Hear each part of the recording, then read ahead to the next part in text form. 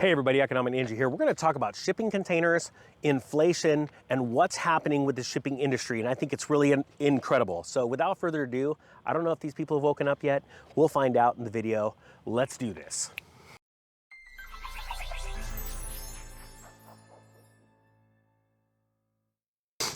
Okay, thank you so much. Welcome back. I hope you guys are having a great day. I know they're having a great sleep. Let's do this. All right, I don't even know how to pronounce this word. I'm just gonna go for it. It's a shipping container company. You see it all the time. It's got white letters, blue, there's something blue, and it's Mazric, whatever, who cares? You guys get the point. It's a shipping container company. They just reported, they pre-reported. Now that's a really interesting thing. They're letting you guys know what's going on ahead of time because we're seeing all kinds of crazy port congestion, supply chain breakdown, shipping container rates are going through the roof. I heard it just hit $20,000 for the cost of a 40-foot shipping container to get filled with goods in China and get to America. So we're seeing all kinds of crazy stuff. So came out, they pre-reported record quarter 2 2021 results. They did this on Monday. Now a lot of people are going, yeah, Ninja, tell me something I don't know. They're charging $20,000 a container. Actually, that's not the whole story. So we're gonna break down a couple different things. So first off, the estimates came in that global container shipping demand was up only 2.7%.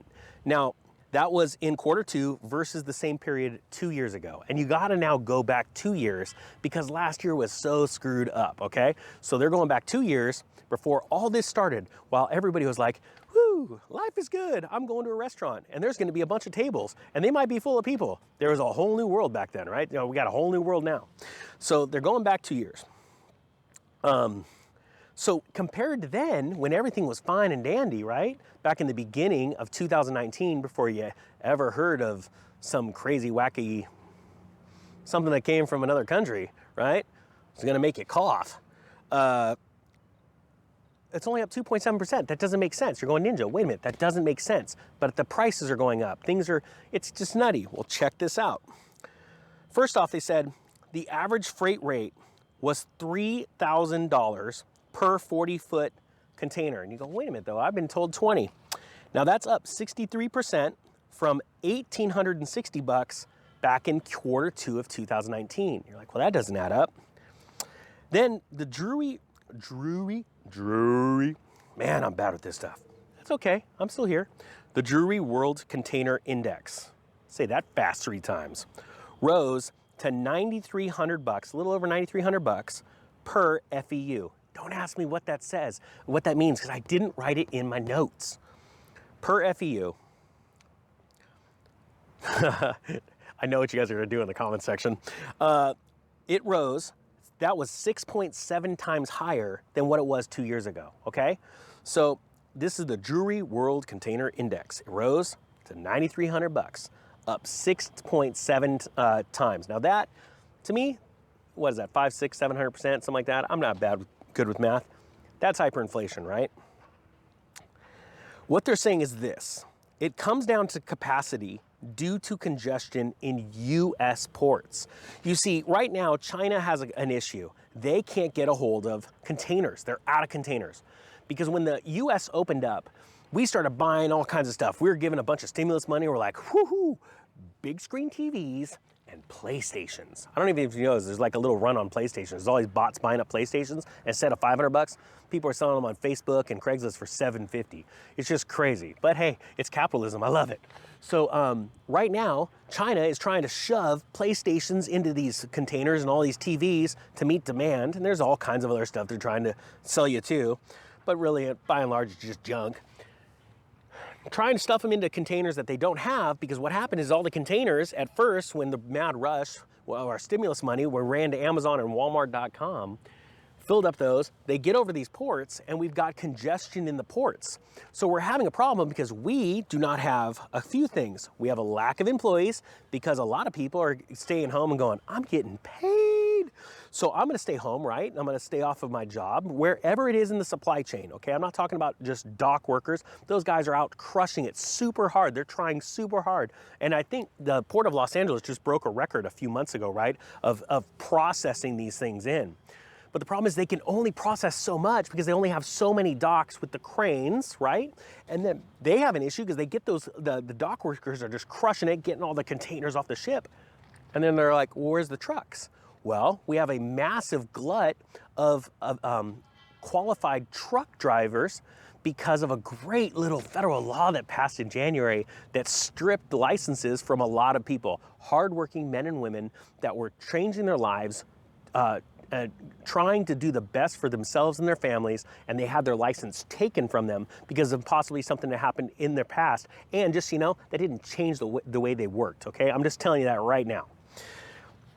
I think everybody should be allowed to work, okay? And the worst thing you could do to somebody that is trying to change their life is remind them of their past. Sorry, I got off on a tangent, but I feel very strongly about that. So we got a lack of employees, a lack of trucks, and then we've got a lack of docks. Because there's only so many docks. You got Port of Long Beach, Los Angeles, San Francisco on this coast, right? And yeah, you got some more up north. But the facts are there's only so many docks too. So you got all these ships sitting off or right over the horizon waiting to come in and offload.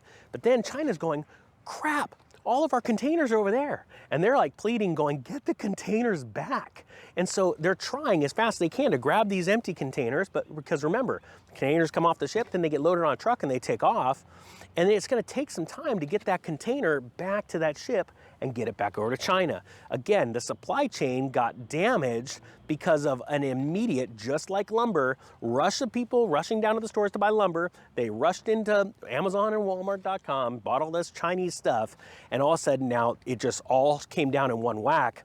Whereas normally, as a supply chain builds up, like in the Industrial Revolution, it's building, building, building, and you have the ships doing this. Well, the problem is all the ships went one direction. That's right. They went in the direction of the car that's sitting in my YouTube lot, taking a nap. Let's get serious though. So I hope you guys see my point. This really comes down to a supply chain issue. And that's why I've been trying to focus on it so much, because I want to be able to show you guys it's not about panic, right? You know, lumber's going up, it's going away, it's never going down in price. That's probably the stupidest thing I've ever heard in a comment, right? People that sit there and they go, it's never going down. And I'm like, you don't understand cycles, right? Now, those are the transitory people. You know, just, you know, you have subscribers, they're good people, they're smart, they're learning more, they're crushing out in this world. And then we have transitory people that just come in and say stupid stuff. So that's what I'm trying to show you guys. It really comes down to supply chain, supply and demand dynamics. I absolutely love this stuff. I eat it up because why? When all the craziness has happened, you just sit back and wait and go, don't worry. Yep, there's a shortage there, it'll come back. The only thing that I care about when it comes to shortages is food. Honestly, that's the one thing, trust me, the ninja likes to eat. But that's the one thing I want to warn you guys about. When we talk about shortages, make sure you're stocked up on that. Don't go crazy, you know, buying stuff that you normally don't eat. Just be sensible with it and buy things that you can store. And, you know, and if you're wrong and I'm wrong and there isn't a shortage on food, well, then no worries. You're still going to eat it. But the facts are, I have a feeling that's one shortage, one supply demand issue you're gonna wanna do something about. All right, guys, I hope you got something out of this. Doesn't look like they woke up. So I'm gonna leave you guys and I'm gonna leave them alone. With that being said, the Economic Ninja is out.